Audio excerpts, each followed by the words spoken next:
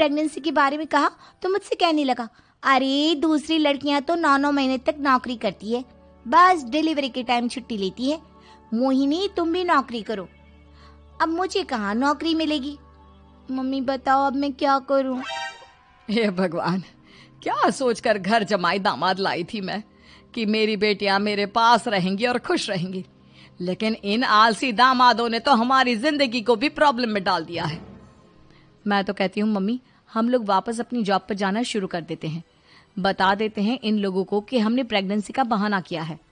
नहीं नहीं बेटा, ऐसी गलती भी मत करना। अगर तुमने ऐसा किया तो इन तीनों की आदत और खराब हो जाएगी। अरे आज नहीं तो कल कभी तो तुम प्रेग्नेंट होगी, तब वापस यही प्रॉब्लम आएगी, तब क्या करोगी तुम तीनों? हाँ मम्मी, आपकी बात तो बिल्कुल सही है, इन लोगों को तो सुधारना ही पड़ेगा। लेकिन कैसे? अपने बच्चों के आने की खबर सुनकर भी इन लोगों पर कोई असर नहीं हो रहा। पैसे कमाने के लिए घर से बाहर निकलना ही नहीं चाहते ये तीनों। अब मेरे दिमाग में एक प्लान आया है, तुम तीनों चिंता मत करो, उन तीनों को बुलाओ, फिर मैं बात करती हूँ। थोड़ी देर बाद कावेरी जी अपने तीनों दामादों को सामने बुलाकर अपनी बात कहना शुरू करती हैं। अविनाश, सुमित और विवेक, देखो बेटा, मैं ना तुम तीनों से बड़ा प्यार करती हूँ, इसीलिए तो तुम्हें घर जमाई बना कर रखा है मैंने। अरे मम्मी जी, सीधे सीधे कहिए ना, क्या बात है? प्यार तो हम भी आपको बहुत करते हैं। अरे मम्मी जी, आपकी इज्जत भी बहुत करते हैं। अरे भाई, आपके जैसी सास और कमाने वाली बीवी सबको मिलती है क्या? हाँ मम्मी, विवेक और सुमित ठीक कह रहे हैं, आपकी बेटी से शादी करके मेरी तो जिंदगी ही अच्छी हो गई है। जानती हूँ मैं, और ये भी जानती हूँ कि तुम तीनों अपने अपनी बीवियों से बहुत प्यार करते हो। बेटा बात ऐसी है कि हमारे कुल गुरु ने कहा है कि प्रेग्नेंट होने के बाद मेरी तीनों बेटियां शुरू के 4 महीने हमारे गांव में जाकर रहेगी, जहां मेरे चाचा जी रहते हैं। अरे लेकिन क्यों मम्मी, गांव में जाकर रहने की क्या जरूरत है इन तीनों को? वो क्या है ना बेटा, हमारे परिवार को एक श्राप है। अगर मेरी बेटियों ने यहाँ पर बच्चा पैदा करने की कोशिश की तो उनके बच्चों को कुछ भी हो सकता है। इसलिए अब से लेकर 4 महीने पूरे होने तक इन्हें गांव वाले घर में रहना पड़ेगा। हाँ तो इसमें प्रॉब्लम क्या है मम्मी जी? हम भी वहाँ जाकर रहेंगे, पिकनिक मनाएंगे। अरे भाई, बीवी जहाँ हम भी वहाँ।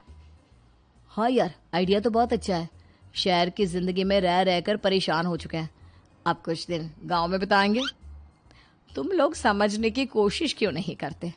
तुम में से कोई भी वहां नहीं जा सकता, और मैं यहाँ रहूंगी ना तुम तीनों के साथ। 4 महीने की तो बात है, उसके बाद ये तीनों ही लौट कर आ जाएंगी। ठीक है मम्मी जी, अब हमारे बच्चों का सवाल है तो ये तो करना ही पड़ेगा। कावेरी अपनी तीनों बेटियों को कुछ दिन के लिए घर से बाहर कहीं दूसरे शहर में रहने के लिए भेज देती है। कुछ दिनों के बाद, अरे मम्मी जी, बहुत दिन से पिज्जा नहीं खाया, मंगवाइए ना। क्या बताऊं बेटा, पहले तो बेटियां खर्चा दे देती थी क्योंकि उनकी नौकरी थी, लेकिन अब तो मेरे पास पैसे ही नहीं बचे। थोड़े बहुत पैसे हैं जो बच्चों की डिलीवरी में काम आएंगे। लेकिन मम्मी जी, आपकी बेटियों को वापस आने में तो अभी बहुत वक्त बाकी है। वही सोच सोच कर परेशान हो रही हूँ। सोच रही हूँ कल से दूध भी बंद करवा देती हूँ। अब दूध वाले को देने के लिए पैसे भी तो नहीं है ना। अरे नहीं नहीं मम्मी जी, अगर दूध भी बंद करवा दोगी तो मुझे चाय कहाँ से मिलेगी? और चाय के बिना मैं तो मर ही जाऊंगा। क्या करूं बेटा, इसके अलावा हमारे पास कोई ऑप्शन नहीं है, मेरे पास पैसे ही नहीं बचे। इस तरह कावेरी जी धीरे धीरे अपने तीनों दामादों को पैसे देना बंद कर देती हैं और घर में खाने पीने की चीजें लाना भी बंद कर देती है। अब वो तीनों बुरी तरह से परेशान होने लगे थे, और इसलिए एक दिन तीनों प्लान करके घर से बाहर निकलते हैं। और बाजार में जाने के बाद, यार अच्छा खाना खाए हुए कितने दिन हो गए, पता नहीं कब अच्छा खाना मिलेगा। हमारी बीवियों के जाने के बाद तो हमारी हालत भिखारियों जैसी हो गई है यार। कुछ भी हो, मुझे तो आज पिज्जा खाना ही खाना है। जेब में 1 रुपया नहीं और पिज्जा खाएगा, कहाँ से आएंगे पैसे? अरे देख, वहाँ सामने बोर्ड पर क्या लिखा हुआ है, कंप्यूटर पर काम करने के लिए एक आदमी की आवश्यकता है। भाई मैं तो जा रहा हूँ, काम करूंगा और शाम तक पैसे लाकर आराम से पिज्जा खाऊंगा। जा जा, तुझे कोई काम नहीं देने वाला, हम तो घर जा रहे हैं। चल भाई सुमित। सुमित और अविनाश वहां से चले जाते हैं और विवेक उस कंप्यूटर शॉप पर सारा दिन काम करके 5,000 रुपए कमाकर घर लौट कर आता है और अपने खाने के लिए अच्छी अच्छी चीजें भी लेकर आता है। ये देखकर विवेक और सुमित के दिल में भी कुछ पैसे कमाने की इच्छा जागती है। अरे सुबह सुबह कहाँ चल दिए तुम? मम्मी जी, एक बहुत अच्छी जगह मिली है। कंप्यूटर पर काम करने के 5,000 मिले थे कल मुझे। अगर रोज काम करूंगा तो पूरे 40,000 की तनख्वाह। अरे वाह, ये तो बहुत अच्छी बात है दामाद जी, आपको जाना ही चाहिए। सुमित और अविनाश विवेक को इस तरह तरक्की करते देखकर परेशान हो जाते हैं और वो दोनों भी काम की तलाश में निकल पड़ते हैं। धीरे धीरे उन दोनों को भी काम मिल जाता है। अब कावेरी के तीनों दामाद छोटी मोटी नौकरी करके अच्छा पैसा कमाने लगे थे।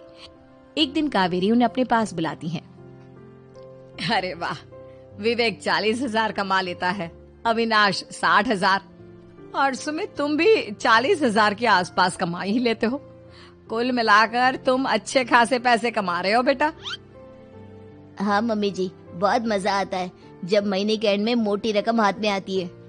पूछिए मत मम्मी जी, घर में रहकर रोटी बना बनाकर और तो जैसा महसूस होने लगा था मुझे तो।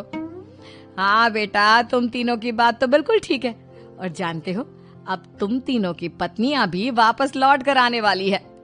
लेकिन मम्मी जी, अभी तो उन्हें गए सिर्फ 2 महीने हुए हैं। आपने तो कहा था वो 4 महीने के बाद लौट कर आएंगी। ऐसा कुछ नहीं है बेटा, मैं सिर्फ तुम तीनों को सबक सिखाना चाहती थी कि आदमी घर में बैठकर बीवी की कमाई खाता हुआ अच्छा नहीं लगता। इस दुनिया में हर इंसान को मेहनत करनी चाहिए, काम करना चाहिए, चाहे वो औरत हो या आदमी, ताकि अपने परिवार को संभाल सके।